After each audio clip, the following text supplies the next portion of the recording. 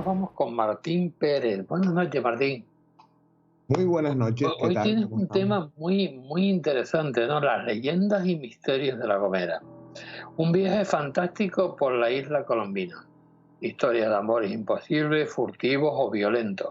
Antiguos demonios de la mitología anterior a la conquista. Luces fantasmales, brujas y aguas milagrosas. Forman una geografía paralela llena de magia y misterio. Nos vas a hacer un recorrido por la isla de La Bueno, Gomera.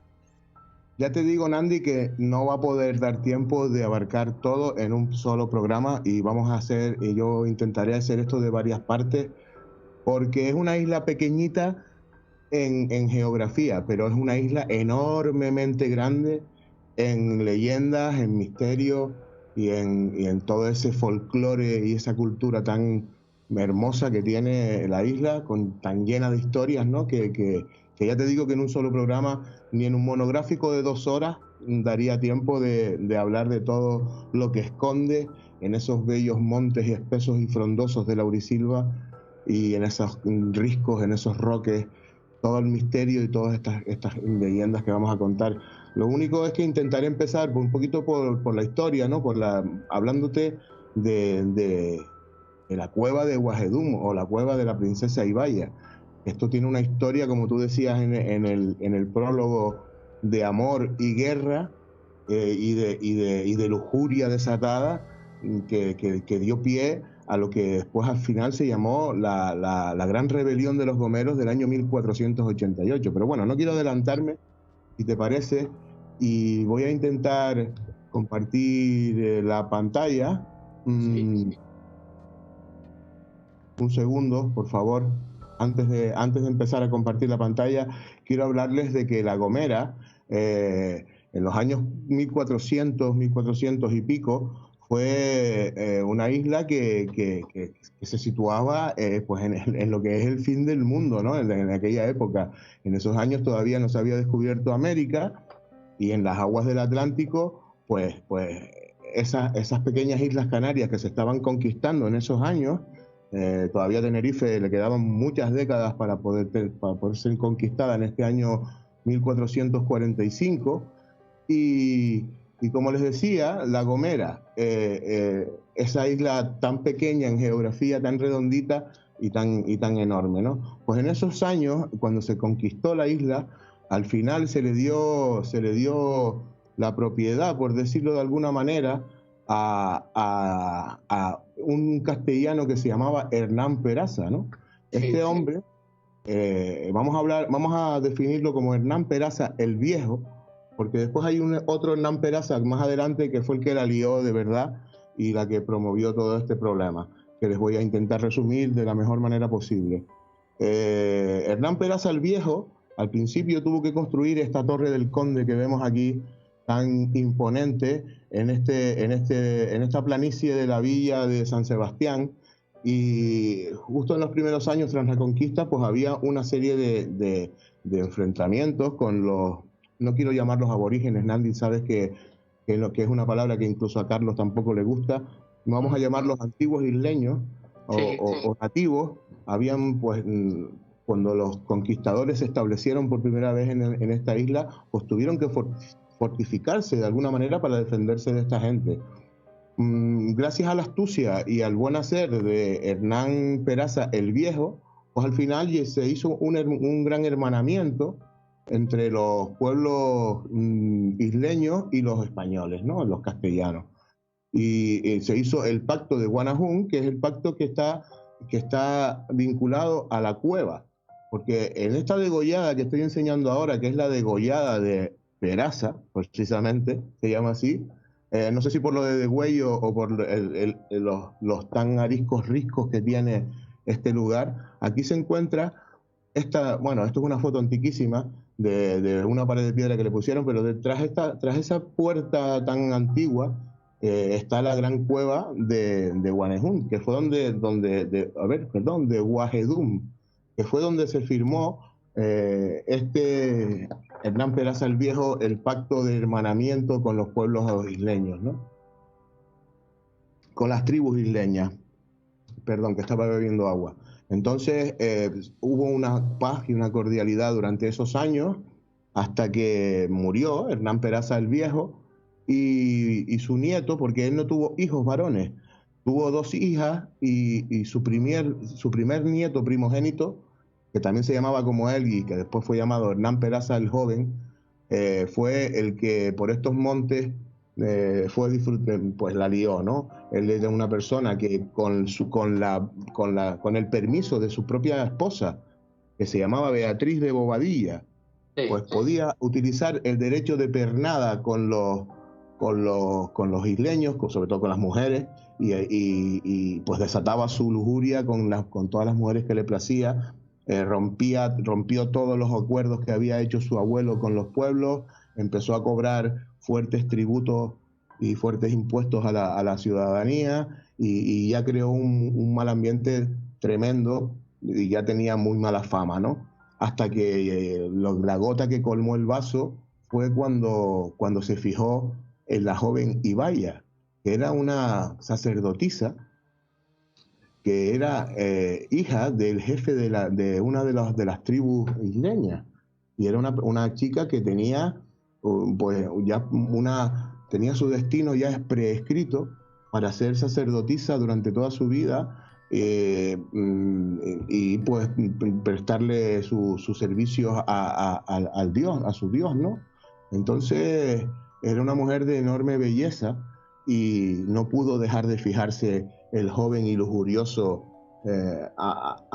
aparte de despótico, Hernán Peraza el Joven, Andy, que al final pues la secuestró y en esta misma cueva, que siempre es protagonista en toda esta historia, porque siempre tiene algo que ver, ya verán cómo termina esta historia, pues en esta misma cueva pues la poseyó, la forzó y fue destruido su honra, con la cual cuando fue a dar ya la pobre, después del terrible suceso con sus familiares y con el jefe de la tribu, viendo perjudicada la honra de su propia hija, pues montó en cólera y formó un ejército con las tribus colindantes que se dirigieron a la villa de San Sebastián con el firme propósito de vengarse, ¿no?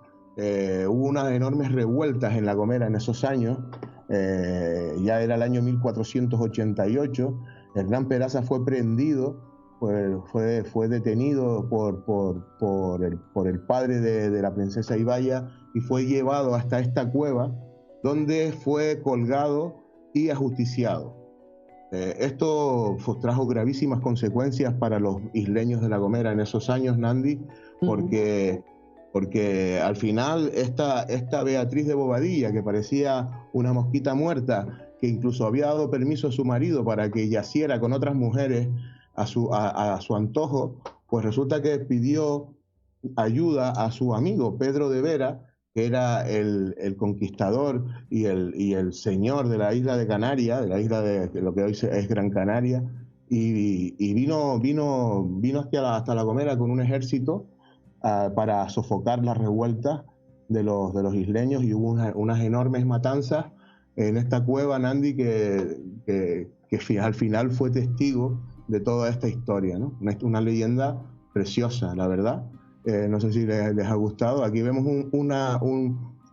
aquí vemos una imagen, o no sé cómo llamarlo, un grabado sobre la matanza de la rebelión de los gomeros, y vemos como un castellano sostiene en cada uno de sus brazos a un niño pequeño de la raza isleña, y cómo pues está preparado para ser devorado por los perros que están bajo él.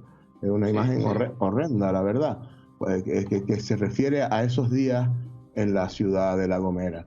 Esta es una historia que forma parte de nuestra idiosincrasia, ¿no? Y aquí me estoy adelantando un poco.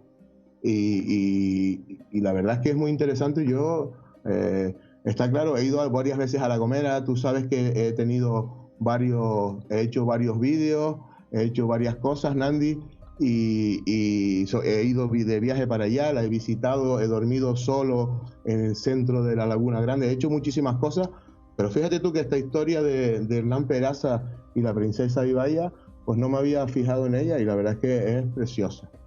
Y bueno, seguimos en nuestro viaje y nos vamos a este enorme monumento natural. Precioso. Vemos como la isla del Hierro se asoma en el horizonte al fondo, en el océano, y estamos viendo la fortaleza de Chipude.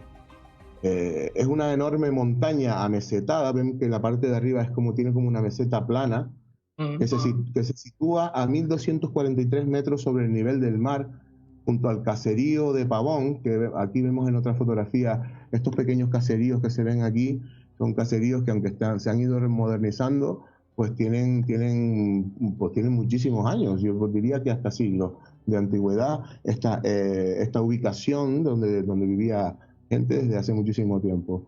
Pues en este barrio del municipio de Vallehermoso, que se llama Chipude, como la montaña, vemos que Juan Betancur Afonso, el doctor que investigó y que estudió las islas en los años 1800, en el año 1881 descubrió unos yacimientos en la meseta superior, aquí en la parte de aquí arriba de la montaña, que tiene muy difícil acceso. Pueden ver unas paredes verticales muy escarpadas y es muy difícil llegar hasta esa planicie superior.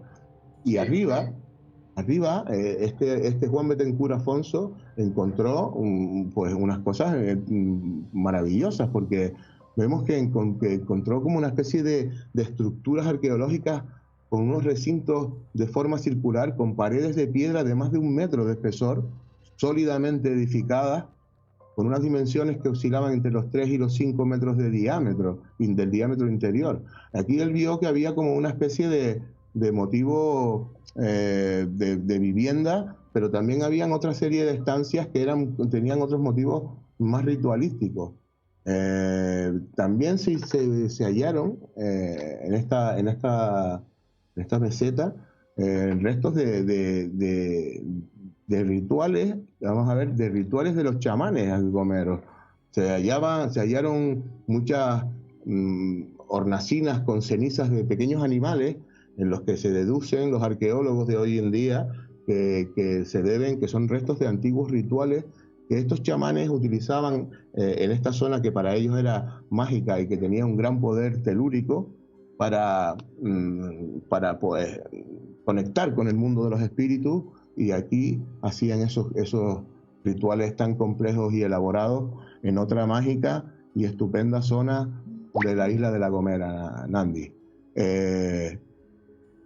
En estos valles, en estos enormes paisajes preciosos que vemos, con estos roques tan típicos de lo que es la isla de La Gomera, ¿no?, que está llena de sitios de estos, pues nos vamos a la zona de un animal, de un mitológico, de un monstruo peludo que se habita en uno de estos enormes roques que dominan, sobre todo este que estamos viendo ahora mismo, que es el Roque Cano, que domina toda la zona de Vallehermoso, una zona de altos riscos muy escarpados, con una orografía muy complicada, donde se dice la leyenda que habita este famoso Irguán, que es el ser del que vamos a hablar ahora. En estos bosques de laurisilva mágicos y misteriosos, se supone que habita un ser mitológico con aspecto de cánido, pero que se yergue sobre sus patas traseras, con unos ojos amarillos muy brillantes, y que tiene, bueno, pues ese ser rugiente que viene desde los ancestros de los isleños gomeros. Pues tenemos en un programa de un programa de estos de Miguel Blanco, del Espacio en Blanco, que entrevistó a un historiador gomero, Juan Carlos Pérez Simancas, que es un chico que sabe muchísimo de la historia gomera. Es un verdadero lujo y es una gozada oírlo hablar. Pues le comentaba a Miguel que en el año 2011 entrevistó a 2 turistas alemanes que en plena espesura donde les mostraba, en pleno sitio, un sitio parecido a este que vemos aquí, creo que iban en bicicleta, pues en una de estas zonas, pues se quedaron parados de repente cuando vieron a unos 30 o 40 metros de distancia, pues este ser rugiente. Ellos lo describen como algo que no saben describir, o sea, como que no encuentran una especie animal que ellos conozcan con el que puedan asociar lo que vieron. Y es muy interesante que, siendo esto una leyenda que forma parte del folclore de la isla de La Gomera, pues que hayan testigos objetivos o de fuera que hayan tenido este tipo de experiencias y que hayan podido recoger chicos y mancas este testimonio tan interesante. Por eso quería comentarlo y es una cosa también muy, muy, muy interesante. Bueno, nos vamos ahora a los chorros, los muy famosos chorros de Pina. Los chorros de Pina se encuentran también en el municipio de Vallehermoso y tienen también una historia y una leyenda maravillosa, Nandi. Tienen un origen misterioso, como casi todas las cosas que hay en La Gomera, incluso es místico, ¿no? Están enclavados en plena naturaleza, a unos pocos cientos de metros del caserío de Pina, que lleva su nombre, y este lugar tiene una tradición popular tan enorme en el cual se ha llegado a considerar que sus aguas tienen propiedades curativas y otro tipo de propiedades, ¿no? También se cree que quien bebe el líquido pues se verá beneficiado por la fortuna y el amor. Eso dicen. Eso dicen, sí. Hubo un tiempo en que incluso se creía que el agua era milagrosa, ¿no? Se le creía, se le atribuía al poder, depende de la manera de beber y del orden en el que beba, según los chorros sean impares, sean pares, etcétera. O sea, pues, haciendo esa combinación de beber de ciertos chorros en cierto orden, pues puedes incluso descifrar los secretos del destino, ¿no? O mostrar el camino. Beber de los 7, ¿no? Beber de los 7, bueno, aquí ahora iba yo a decir las más que se usan hoy en día, las más, por ejemplo, aquí dice que hay una tradición que asegura que los 2 primeros chorros de agua corresponden a la salud. Los otros 2 son 7 chorros en total, ¿no? Como pueden ver en la foto. Los otros 2, los 2 primeros corresponden a la salud. Los otros 2 corresponden al amor. Y los otros 2 a la fortuna. Y después quedaría el chorro número 7, ¿no? Que es el que se dice que del que beben las brujas, ¿no? Quien desee beneficiarse del agua mágica de estos chorros, pues debe beber de los chorros que desee, ya quiera beneficiarse en el amor, en la fortuna o en la salud. Y si se es muy supersticioso, pues beber de los 7. Otras contradicciones dicen que para beneficiarse de los poderes de este agua, se debe beber de izquierda a derecha, bebiendo los hombres de los chorros impares y las mujeres de los pares. Solo así se podrá acceder a las propiedades curativas que se le atribuyen, así como a la fortuna y al amor que emana de los conductos de madera, por lo que se canaliza este agua. Esto es un sitio maravilloso. Yo no puedo dejar de ir cada vez que voy a La Gomera, que he ido ya bastantes veces. De hecho, mañana mismo voy a volver y es un sitio que para mí es un sitio obligado a pasar por ahí y mágico, sí. Solamente estar en este lugar, perdona, me estoy adelantando como siempre, solamente estar en este lugar rodeado de estas enredaderas y en este entorno, ya sientes una energía especial, ya te notas algo, ¿no? ¿Tú bebes de los 7 o bebes de solamente un par de ellos?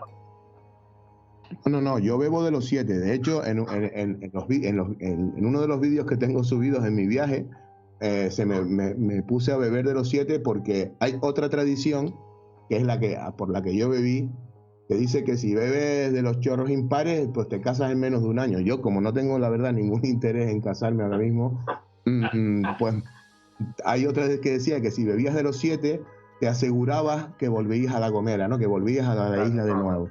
Entonces, esa es a mí la que más me gusta, porque así, de alguna manera, me aseguro que voy a regresar, ¿no? A esta isla que me enamoró con 15 años cuando fui con un viaje con unos compañeros del colegio que fuimos con apenas en plan mochilero con 4 perras y 2 latas de atún en la mochila y nos caminamos prácticamente toda la isla durante 10 días maravillosos que hicieron que esta isla esté para siempre en lo más profundo de mi corazón, y así será. Estoy enamoradísimo de La Gomera. Es una isla mágica. Al que no haya estado tiene que ir a La Gomera aunque sea una vez en la vida. Yo tengo que volver de nuevo también. No se puede pasar por este mundo sin visitar La Gomera. Y lo siento, no me pagan nada por promocionarla, ni cobro ningún tipo de nada, pero es que es la pura verdad. En fin, seguimos con nuestro primer de varios, porque hay mucho que hablar de La Gomera, como decía antes, y nos vamos a la Laguna Grande. La Laguna Grande también es una zona, como pueden ver en esta foto aérea. Sí, donde utilizaban las brujas, ¿no? Principalmente. Sí, bueno, de eso intentaremos hablar ahora, Nandi. Como se dan cuenta, esto es un claro que hay en medio de la enorme espesura de la laurisilva que hay en el centro de La Gomera. Esto más o menos está en el centro de la isla, que es la zona más frondosa, más verde, con más vegetación. Y este claro, que es un claro que se forma, que se ha hecho de forma natural, que no ha habido acción humana, que nadie ha cortado los árboles, sino que de repente, en medio de la espesura, pues aparece este redondel sin ningún tipo de vegetación. Esto lleva así desde tiempos inmemoriales, desde tiempos de los antiguos isleños. De hecho, investigando un poco, Nandi, he visto que hay otras zonas en el mundo en el que se da este fenómeno, de que de repente en medio de la selva o en medio de cualquier sitio así de vegetación o boscoso, aparecen misteriosamente claros de estos en los que por alguna razón que todavía no se conoce, pues no crecen los árboles. Es una cosa curiosísima. Y pues tenemos uno de estos ejemplos aquí en La Gomera. Podemos ver cómo está completamente rodeado en esta foto de un día soleado, y aquí ya se pueden intuir, donde estoy rodeando con el puntero, estas piedras, estas famosas 15 piedras, en el que se supone que se reunían las 15 brujas más poderosas de la isla. Estamos hablando para bailar y hacer sus aquelarres en las oscuras noches de invierno. Esta es una zona que en invierno suele quedar metida en medio de la bruma, en medio de una espesa niebla, y les aseguro que aquí cuando cae la noche, yo en mi segundo vídeo que tengo subido a mi canal de YouTube, paso una noche aquí, yo solo, en medio de la niebla, y tengo que reconocer sin que me sienta cobarde, que en plena noche, como a las 3 o las 4 de la mañana, empecé a oír unos crujidos de ramas y unas cosas tan raras que me subí, arranqué el coche y salí con bastante ligereza del lugar y me fui a una zona. Espera, yo creo que tú me contaste algo de una luz que viste por ahí, sí, entre la arboleda.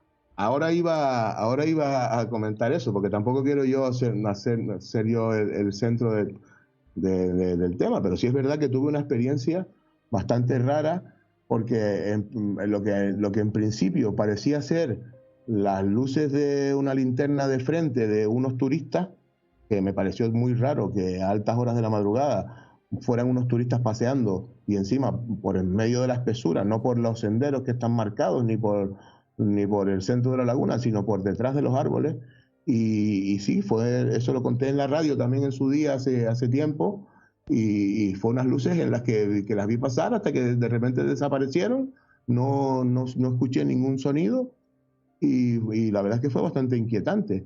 Eso ya me dejó medio mosqueado, y después ya cuando me fui al coche a dar una cabezada y empecé a oír esos crujidos de ramas, ahí fue cuando ya arranqué y cogí las de Villadiego. En fin. Yeah. Es una zona mágica, yo la verdad es que lo recomiendo y no pueden dejar de visitarla. Yo en verano está muy bien, pero yo, si al que le guste el misterio, yo les recomiendo que vayan en invierno.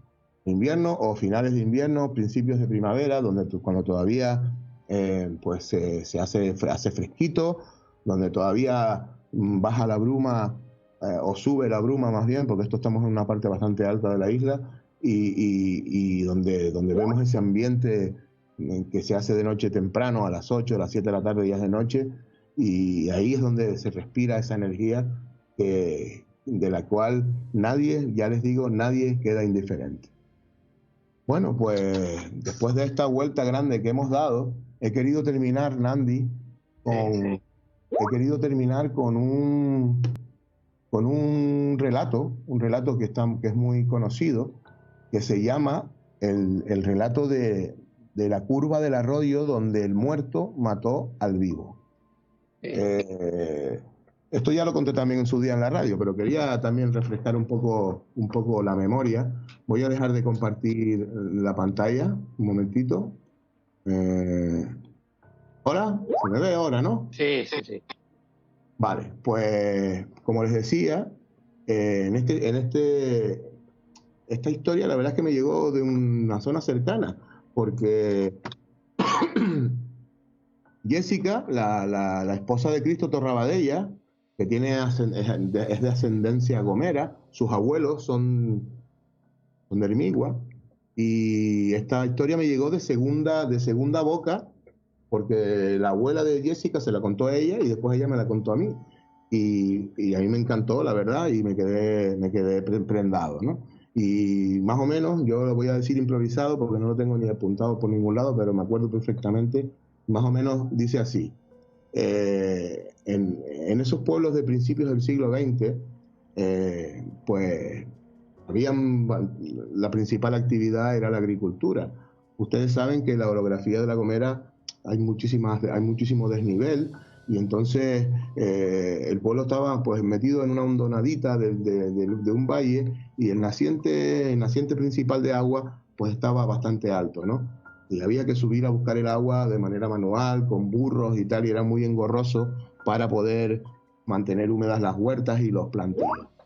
¿Qué pasa? Pues que uno de los vecinos de la aldea, pues que era una persona muy ahorradora, y pues hizo una inversión, se gastó sus buenos dineritos el hombre, y montó una canalización desde el naciente de agua hasta sus plantíos, con una especie de tubería y tal, pues puso su plantío, y entonces ya pues se gastó sus perritas, pero tenía su suministro de agua asegurado sin necesidad de ir a buscarlo engorrosamente. Pues el vecino de al lado, que se había quedado con el tema, pues la verdad que se lo comía la envidia, porque coño, él tenía que ir con un viejo burro que tenía hasta arriba a buscar con unos cántaros de agua de cerámica que tenía, y ahí llenar el agua y dar varios viajes. El pobre burro ya se le estaba haciendo viejo, en fin, que se quedó corroído por la envidia. Y esta gente, tú sabes que la picaresca siempre está presente, y el hombre, como estaba más alto que el vecino que se había gastado las perritas, pues de manera soterrada y muy disimuladamente le hizo un agujerito a la canalización del vecino y desvió parte del flujo del agua que le iba a él hacia unos depósitos que tenía en sus plantíos, y aunque el caudal era pequeño, pero como era constante, pues poco a poco se le llenaban esos depósitos, ¿no? Pues tío, cojonudo, el tío pues lo tenía medio soterrado, no se enteraba nadie. Pues así pasaron varias semanas, algún mes, hasta que un día el vecino pues se dio cuenta, el que había pagado, pues se dio cuenta de la artimaña del otro, y pues montó en cólera. Imagínate ustedes, en aquellos tiempos la gente era muy, muy bruta. Este hombre siempre cargaba con un garrote de madera curtida, que lo llevaba a todos lados, y lo primero que pensó fue en ir a buscarlo donde estuviese y darle un garrotazo y dejarlo tieso en donde primero pero bueno, después lo recapacitó muy bien, tuvo sangre fría, y sabía que si hacía eso pues iba a acabar en la cárcel, iban a haber desgracias para su familia y que iba a ser, porque ya sería la familia del asesino, y entonces se dio cuenta de que no podía ser tan impulsivo, pero sí, con sangre fría, empezó a buscar la manera de ver cómo podía vengarse del vecino. Entonces empezó a seguir sus rutinas. De vez en cuando el vecino iba con su viejo burro, se internaba en el monte a buscar leña y se pegaba muchas horas perdido en el monte. Incluso cuando en pleno invierno, que se hacía de noche muy pronto, pues a lo mejor incluso hasta pasaba alguna noche fuera, cuando buscaba leña y venía al día siguiente. Entonces empezó a seguirlo, sus rutinas y tal, hasta que encontró la oportunidad perfecta. Una tarde de invierno vio adentrarse en la espesura con su burro al vecino y empezó a seguirlo a cierta distancia para no ser visto, hasta que llegó a la curva del arroyo, donde se agachó este hombre con su burro a beber agua, y él llegó por detrás con su garrote y le dio 2 garrotazos que lo dejó herido de muerte justo al lado del arroyo. Enterró un poco su cuerpo entre la hojarasca, medio en tierra, medio entre las hojas, y se desapareció. Fue muy listo porque había una ventita, pues no demasiado lejos, bastante cerca, y fue a la venta, habló con el ventero, le pidió algunas viandas para crearse una coartada, ¿no? De alguna manera. Fíjense ustedes cómo todo esto fue bien planeado por este hombre, que era muy listo, pero también muy bruto, porque para pegarle 2 garrotazos en la cabeza al otro por un fisco de agua, yo creo que se lo tomó demasiado a pecho, ¿no? Pues nada, al día siguiente aparece el burro solo, sin su dueño, en la casa. Claro, pues la familia de este hombre, pues enseguida dieron parte a la Guardia Civil, que el marido había desaparecido, que el hombre había desaparecido. Enseguida se hizo una patrulla de búsqueda. Lo buscaron durante semanas. El propio asesino participó en la búsqueda y muy astutamente desviaba a los buscadores de donde estaba escondido el cuerpo, diciendo que ella había mirado por allí, o con estratagemas despistando y tal, para que no descubrieran. Bueno, pues al final se escapó, o sea, no le pasó nada. Pasaron los meses, no era la primera vez que se perdía alguien en el monte. Eso no, era una desgracia, pasaba de vez en cuando, y al final pues se le dio por desaparecido a este hombre, y pasó, y la cosa pasó, pasó el tiempo, pasaron los años. Este hombre, pues no sé si por pensamiento de culpabilidad o por algo, pues nunca más se acercó por esa zona, hasta que un día, ya por lo menos 20 años después de todo este suceso, se le escapa una cabra a este hombre, empieza a perseguirla para llevarla al redil, y ve que la cabra se está internando por la zona donde estaba, donde estaba el cadáver de su enemigo, ¿no? Pues no sé, le dio la curiosidad y se acercó hacia donde estaba, movió un poco con su garrote entre las hojas, y apareció el descarnado esqueleto que llevaba ya 20 años ahí yaciendo, ¿no? Devolvió otra vez la rabia a este hombre, no sé de dónde, y cogió, y otra vez ya, una vez muerto y todo, ya descarnado, y le siguió dando garrotazos. Le dio 4 garrotazos en la zona de las costillas. Y aquí donde viene la moraleja, Nandi, que no sé si la justicia divina, el karma, no sé, como ustedes lo quieran llamar, porque un trozo de costilla salió disparado con el golpe del garrotazo y se le enterró en el corazón, hiriéndolo de muerte y muriendo también en pocos minutos, al lado de su enemigo. O sea que al final el muerto, después de tantos años, al final, pues su venganza después de muerto, pasó a ser esa curva del río para siempre, la curva donde el muerto mató al vivo. Qué curioso. Muy bonita la historia. Con esto creo que podemos concluir esta primera parte de nuestro viaje por La Gomera Misteriosa, porque se me quedan muchísimas cosas en el tintero, Nandi, y prometo venir pues en breve con más historias, con más leyendas y con más cosas maravillosas de esta isla. Pues muchísimas gracias, Martín, por esta